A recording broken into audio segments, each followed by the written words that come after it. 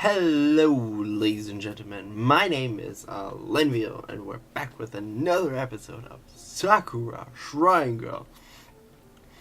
Last episode, we were at the beach with them, with the two girls, and I remember something about tail and licking.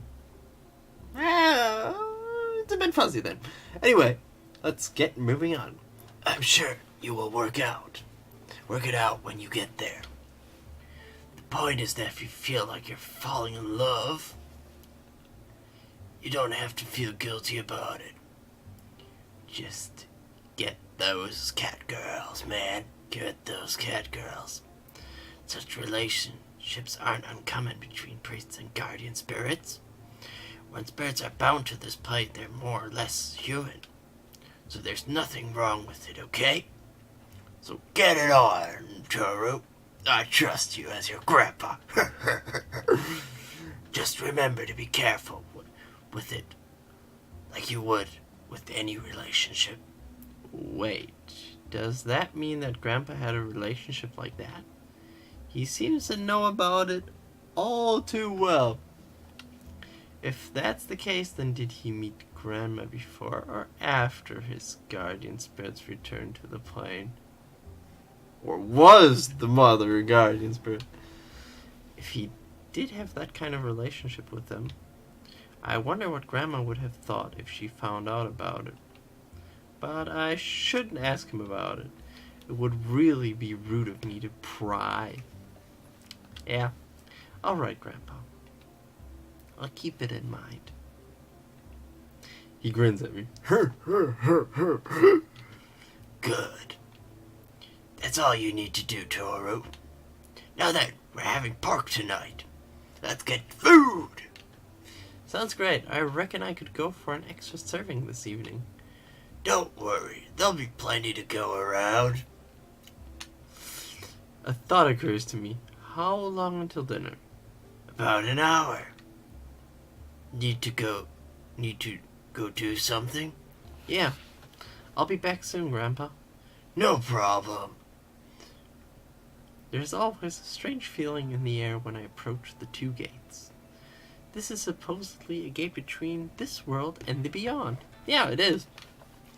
Guardian spirits exist to expel order on these chaotic farces. Reflecting on all that has happened, I find it hard to believe that I'm thinking of these things. After all, I'm supposed to be a skeptic. Actually, I should be saying this should I be saying this at this point?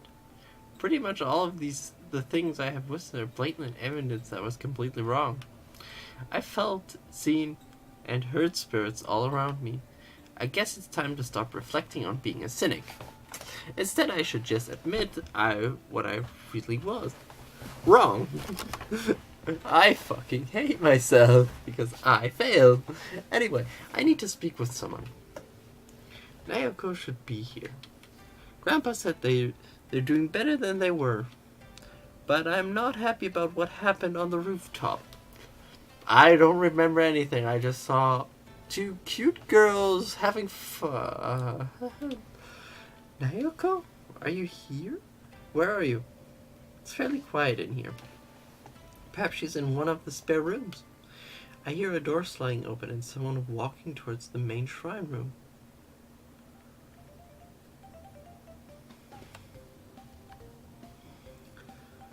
Whoa, okay. Oh, Toru! It's not like you to visit me at this hour. What hour? It's me sneaking into your room and sleeping at the foot of your bed. Wait, since when has she been doing that? Good question. I'm going to kill everyone who gets close to you. Please close your shorts. What? I was getting changed when you came in.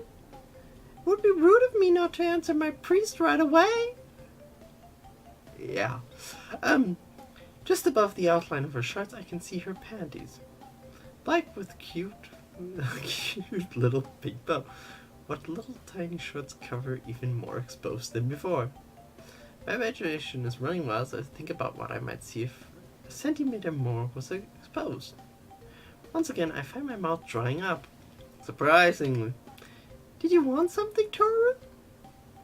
I shake my head from side to side as hard as I can, trying to clear my mind. It's not really working that well. Nope. Not really. What is that supposed to mean? I've never seen anyone do that while I'm here. Just button them up, okay? Why? God damn it, girl. You know damn well why. I like her. Her tail moves in the shape of a question mark. Look, let's just be realistic here. I am a young man, right? Yeah. Don't they teach you anything about the shame in the spirit world? There's plenty of reason why you can't just so brazenly show them off like this. But you're my priest, Toru. What? She leans over, looking me in the eyes. Something like this shouldn't be a problem between us. Yeah, I'm fine. Should it? I'm beginning to see what Grandpa means.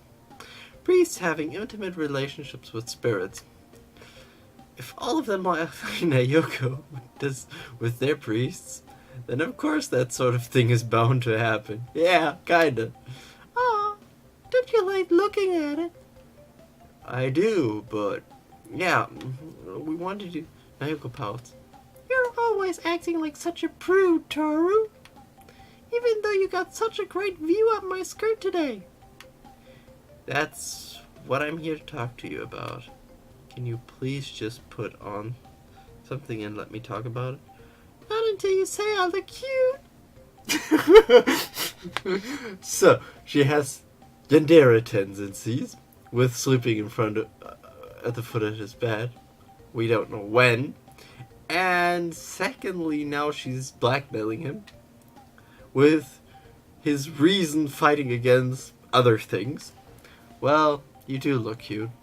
Say it louder! Yes, you look cute, okay, Nayoko? Are you happy now? Yep. I'm so glad Toru thinks that I'm cute. Damn cats. They really are masters of blackmail. Yep, they are. She buttons them up with no fanfare. So, why are you here, Toru? We need to talk. Do we? What you did on the roof was uncalled for. So you're here to scold me? She pouts and turns away. No, that's not it. If she's anything like a cat, I'm not going to get anywhere by punishing her. Cats only respond to positive reinforcement as opposed to negative. I just want to understand why.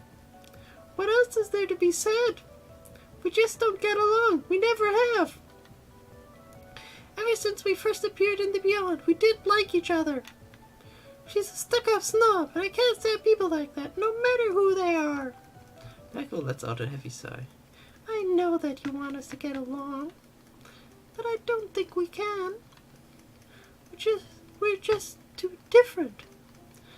I don't understand her, and she doesn't understand me. Is it really like that? From what I heard from my grandfather, you two refused to speak to each other when you first arrived here. So wouldn't you say that you two have made some progress at least? Well, it's just that we're both stuck here with each other. Whether we like it or not, we don't really have anyone else we can rely on out here. That's until you and your grandfather showed up. So we had to come to some agreement. But even if we tried, we can never really be friends. That's kind of sad. We have to tolerate each other. That doesn't mean we have to like each other, though. Wow. Okay. She looks a bit down saying that. It's not nice to be fighting like this all the time. And I admit I took it too far on the rooftop. But I just can't bring myself to like her. You don't have to like her. Just be agreeable with each other. I'm sorry that I'm such a disappointment, Toru. She averts her blue eyes, unable to look at me. I reach out and pat her on the head. Her eyes look back up then, and sheer confusion is plainly obvious. We'll work something out. And I'm glad that you admit that you went too far. Thank you, Toru. She begins to rub her hand into my hand as a cat would. It's getting late, you know. You need to go home soon. It seems her face is a bit red, Naoko. It's nothing. I'm pretty sure it's something. Go on, don't worry about me. She quickly ushers me out of the shrine. Wait. Since I went to have a talk with Naoko yesterday, it's only fair that I spend some time with Kaio as well. The atmosphere around Kaio's shrine feels a bit different. Somehow the spirits here are gloomier than usual. Even the wind spirits aren't moving much today. It's completely still. Even though she isn't the guardian spirit of the shrine yet, she must hold some dominion over the land surrounding it. Part of me is saying that I should stay away for today, but I know I can't just walk away. I think she really needs someone to talk to her right now. When I try to open the front door, I find that it's resisting me. I'm pretty sure it doesn't have a lock, but no matter how much I struggle with it, it simply does not budge. Hey, Kaio, can you hear me? The wood of the shrine creaks in response to my voice. The impression I get from the local atmosphere is very clear. Go away, I want to be left alone. Please just let me talk with you, Kaio. No. Good. You were talking to her yesterday. What? Do you think I'm picking favorites or something? No response. I sigh and seat myself next to the shrine's door. If you're not going to open up, then I'm going to wait until you open this door. Even if it means sitting out here for a whole week, I'm not moving. Don't be ridiculous. A human could not survive out there for so long. Well, let me teach you a thing or two about the human spirit. The atmosphere becomes completely quiet again. A few minutes pass by without me hearing a single thing. Come on, Kaio. I'm your priest, aren't I? I'm supposed to be the one you can rely on when you need it, right? That is true. Then why not open the door and just let me have a talk with you face to face? I'll leave right away afterward if you want some time alone. I hear the front door slowly slide open.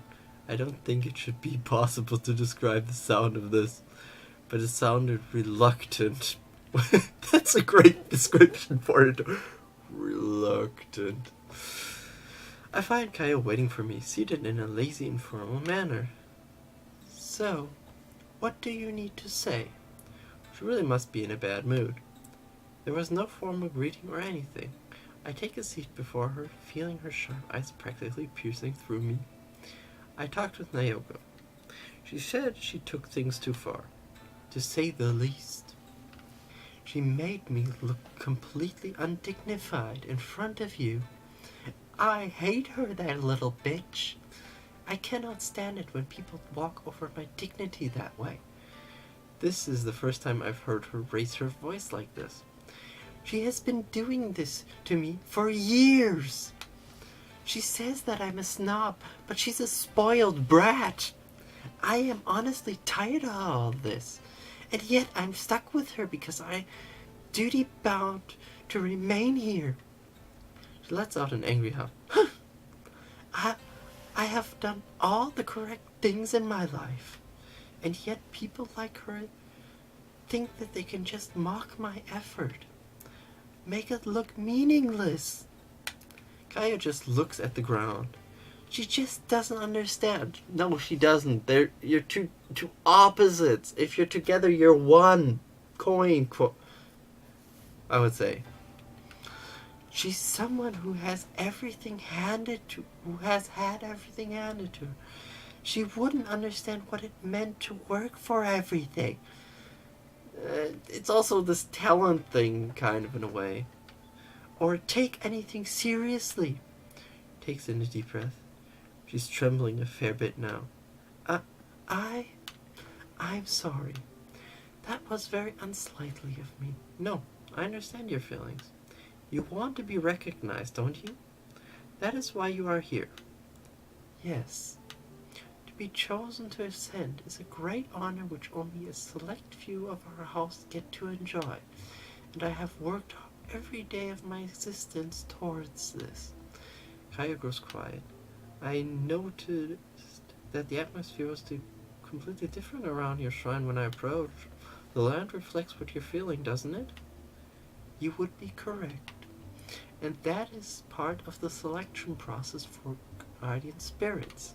I suppose I have not explained what it means to wield authority in the world of spirits. It is power, to put it simply.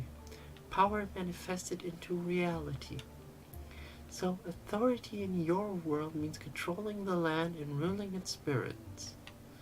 That is why spirits of certain temperaments are chosen to be guardians. With me, I was chosen for my rational, controlled approach. As for Nayoko, I suppose her cheerful attitude would be well suited to the task as well. Strictly speaking, from a logical point of view. To put it simply, if a guardian spirit is happy, then the land reflects that. Exactly. Our emotion control our surroundings. That is why you noticed when you approached my shrine. I do not wish to make light of my poorly controlled emotions, but the fact that you're able to notice such a thing is a good indication of your progress. She seems to be a little bit better now. Listen, I know you probably won't like this idea, but I want you and Nayoko to get along if you can. We need to build up the harem, girls. We need to build up the cat girl harem. The Nekopara girls are probably in that already, but you guys are in there as well. It's a lot to ask, Toru. Just for today. Can we not talk about that? I am not in any mood to discuss that. That's fair enough. But it's something that we're going to have to resolve sooner or later. We have to do it. I know it is. But what can be done today can easily be done tomorrow. Normally you're different. I get it with the mood. For now. Could you please take me somewhere nice? Somewhere nice? I want to do something to take my mind off what happened yesterday. So please? She slowly picks herself up. Just take me somewhere nice. I don't care where it is. My mind goes blank for a bit. Somewhere nice is very vague. All right. Stand up as well. We'll go somewhere nice. Kaio doesn't respond. She quietly walks up to me and grips my hand. Oh, she blushes. Oh, that's cute. Just for today, okay? Okay, just for today. Thank you. I really couldn't think of much on such a short notice, so I ended up visiting the shop. Walked out with arms full of treats. What is all of this, Toru? Snacks. Tons of them. All of these strangely colored boxes that they're stored in? I have seen many such things around school, but I never really understood their purpose. Just how much have you been paying attention then? I suppose I could have done a better job of that. I open up a package of dried seaweed. Try this. She sniffs at it curiously like a cat. Probably uses her hand next, then nibbles on its end. Yeah, her face turns really sour. Oh, that's so cute! That is not pleasing to my tastes. I would prefer not to sample any more of that. What is that? Seaweed. Seaweed? You mean sea plants? Yes. Come to think of it, of course a cat wouldn't enjoy something like that. Maybe I could appeal to her sweet tooth instead. I pull out a small packet of biscuits. Try one of these then. Her tail is wagging, showing her disapproval, but she slowly reaches in and pulls one out. She sniffs at it as well. The smell of this one is unusual. She nibbles on it. That is surprisingly pleasant. Looks like you enjoy sweet things then. Feel free to have as many as you like.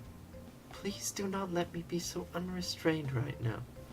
Even though she says that, she's reaching into the pack, pulling out a whole handful of them. Oh, that's not good. Bad. Without a care in the world, she happily devours them. Positively delicious. Not quite as good as this sweet curry made by your grandfather, but I am very fond of these treats you have shown me. They're nice to have once in a while. But make sure you don't get too into the habit of eating them whenever you're stressed. Yes, I imagine that could be quite fattening if I'm not careful. What else do you have to show me? I hand her a bottle of green tea. I like this brand the best. Tea, is it? I remember they used to serve a lot of it in our house. Really? They have tea in the Beyond? The Beyond, to some extent, does reflect your world, as far as I know. But who knows? Takes the bottle from me. For a moment she looks blankly at it. How are you supposed to open it? I twist the top off and hand it to her. Right here. Oh, I see how it works now. How embarrassing. Aw, she's so cute. I didn't know how to tie my shoelaces for years. Good point. We're gonna stop right here. Thank you so much for watching. Like and subscribe if you want. Hope to see you guys in the next episode. Bye!